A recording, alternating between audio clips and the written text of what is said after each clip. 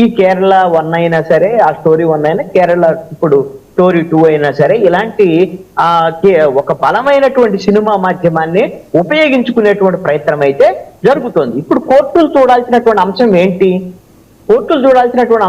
అని అంటే ఈ స్టోరీస్ ద్వారాగా మతపరమైనటువంటి విద్వేషాలు, అక్కడ ఆ ప్రాంతాల్లో మతపరమైనటువంటి విద్వేషాలు రెచ్చగొట్టేటువంటి విధంగా, రాజకీయ లబ్ధి పొందేటువంటి విధంగా ఈ సినిమాల్లో ఏమైనా ఉన్నాయా అనేటువంటి అంశాన్ని అక్కడ కోర్టులు పరిశీలించి దాని మీద నిర్ణయం తీసుకోవాల్సినటువంటి అవసరం అయితే ఉంది అని నేను అనుకుంటున్నా.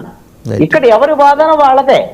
ఇప్పుడు బీజేపీ వాదన ఏమంటే అవన్నీ ట్రూ స్టోరీస్ ఉన్నటువంటి వాటిని సినిమా చూస్తే తప్పేంది అని అంటే, అసలు అక్కడ అలాంటిది ఏమీ లేదు, వీళ్ళదంతా కల్పితం, కావాలని ఈ విధమైనటువంటి విష ప్రచారం చేస్తున్నారు అనేటువంటిది ఇప్పుడు ముస్లిం లీగ్ కానీ మిగతా వాళ్ళు కానీ చెప్తున్నటువంటి పరిస్థితి. అంటే రెండు రాజకీయ పరమైనటువంటి బలమైనటువంటి వాదనలు ఇప్పుడు ఈ సినిమా ద్వారాగా బయటకు వస్తున్నటువంటి పరిస్థితి ఉంది. సినిమాకు ముందు విపరీతమైనటువంటి చర్చ జరిగింది, సినిమా రిలీజ్ తర్వాత ఆ సినిమా మరి అది ఆడిద్దా లేదనేటువంటిది సెకండరీ. సినిమా ఫైనల్ గా రాజకీయపరమైన చర్చ. రైట్, కోటేశ్వర గారు, could you please conclude?